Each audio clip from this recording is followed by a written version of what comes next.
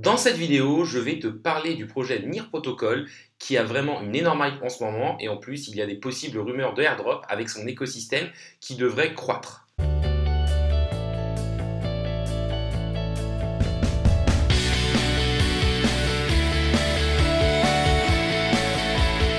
Salut à tous, c'est Inspecteur Crypto, bienvenue dans la vidéo du jour qui va parler du projet NIR Protocol.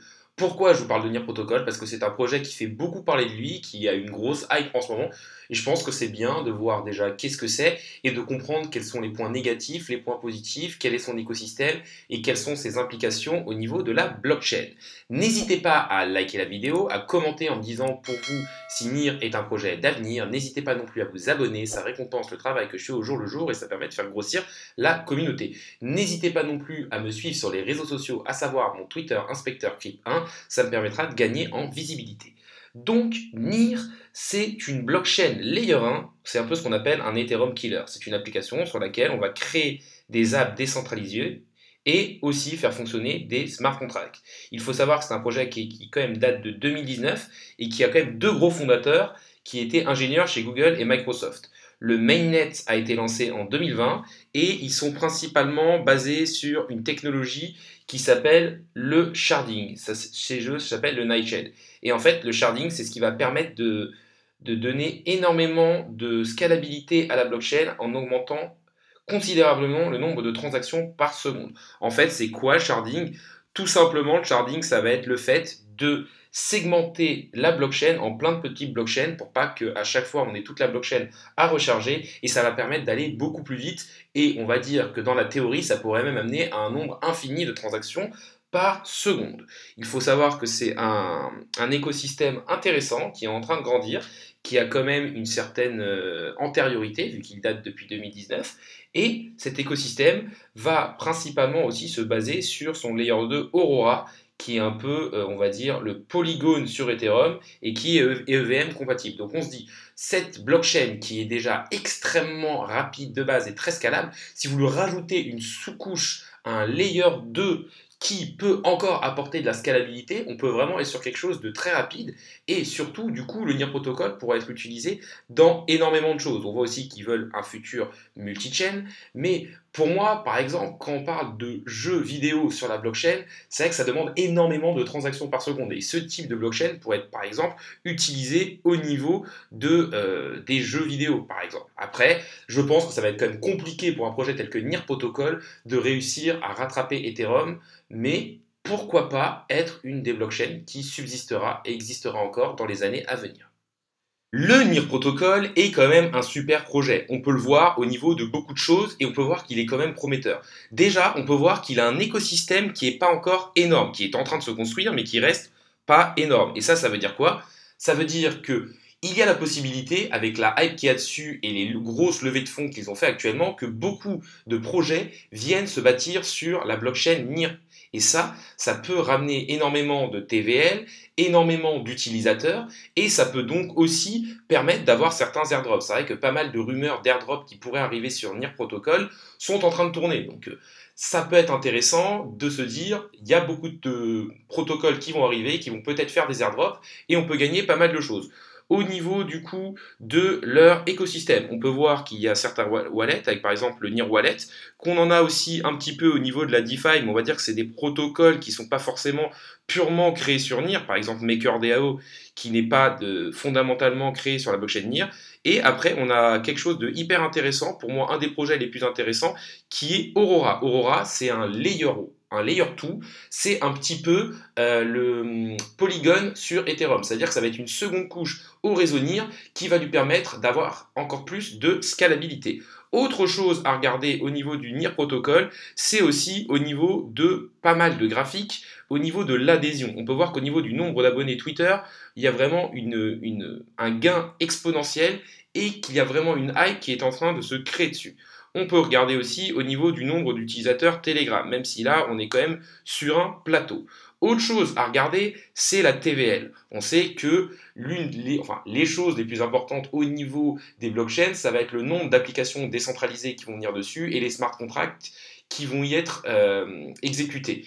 Et bien sûr, la DeFi et l'argent qui est bloqué dessus est quelque chose de très intéressant. Et ce qu'on peut voir, c'est que au niveau de NIR Protocol, on est quand même assez bas. On voit que son Layer 2 Aurora attire à peu près 957 millions de TVL et on voit que NIR est beaucoup plus bas en 22e position avec 490 millions de TVL. Donc on voit que pour l'instant, il n'y a pas encore énormément d'applications, il n'y a pas encore un énorme écosystème et il n'y a pas encore énormément de TVL.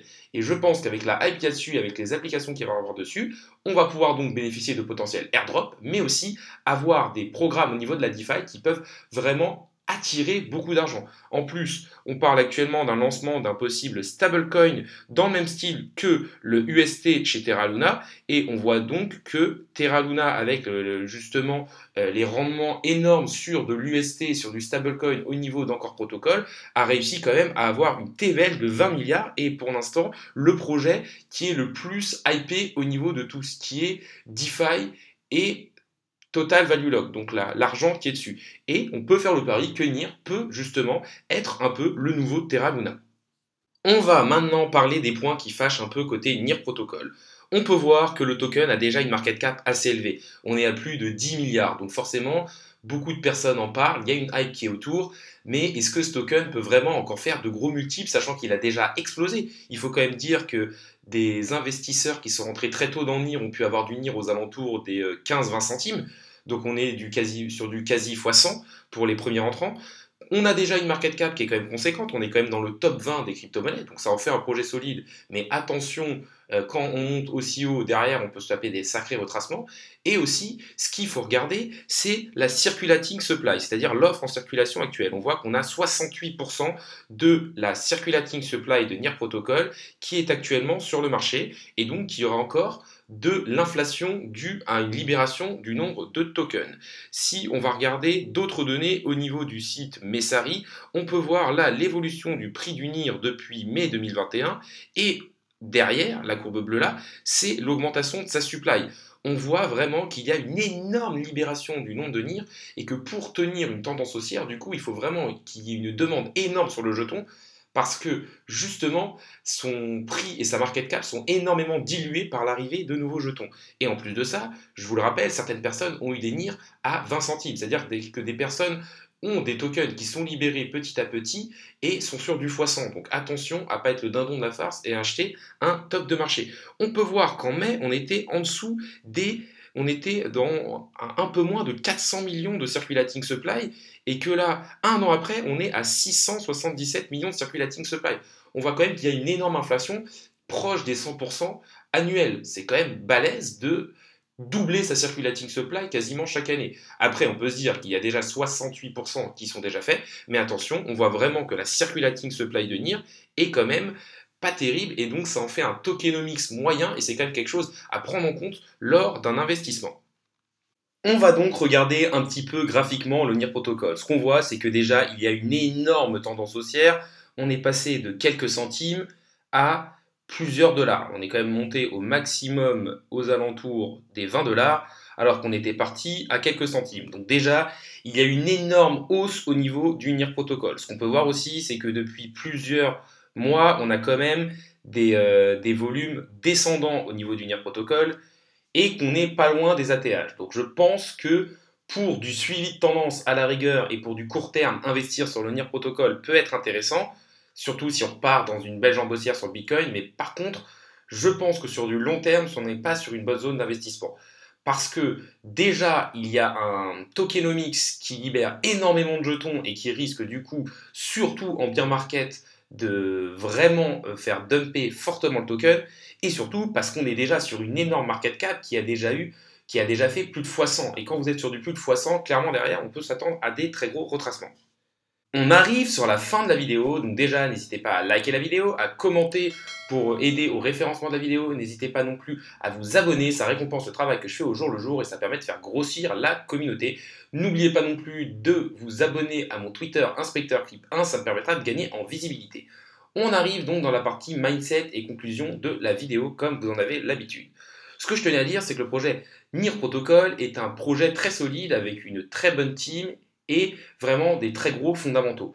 Après, je trouve qu'il y a quand même pas mal de points négatifs, surtout son tokenomics et l'explosion de son cours ces dernières semaines, qui me font quand même penser que ça va être compliqué d'aller beaucoup plus haut, et surtout que le risque-reward n'est pas forcément bon. C'est-à-dire qu'aller chercher un x2, x3 sur NIR, c'est possible, mais on peut surtout avoir de très gros retracements de peut-être 40 ou 50%, et avec un token qui est autant inflationniste au niveau de la libération de ces jetons, on risque vraiment d'avoir une pression vendeuse, et en bear market, ça peut vraiment faire très mal, et c'est le genre de jeton qui peut perdre énormément de sa valeur. Après, vous pouvez rentrer sur NIR de manière spéculative en stakant certains NIR dans votre wallet NIR protocol pour essayer de viser quelques airdrops. On va dire que ça peut être le bon plan, mais si vous rentrez dessus vraiment pour faire des gros multiples et des gros gains, je pense qu'il y a d'autres choses à faire. Par exemple, en allant checker les futures pépites dans son écosystème, par exemple le Layer 1 Aurora, on voit que le Layer 2 Aurora, qui est un peu un polygone, et quand on voit ce qu'a fait le Polygon Matic au niveau d'Ethereum, ça a quand même été assez énorme la performance qu'il a pu nous donner. La vidéo du jour est maintenant finie, salut à tous et à la prochaine.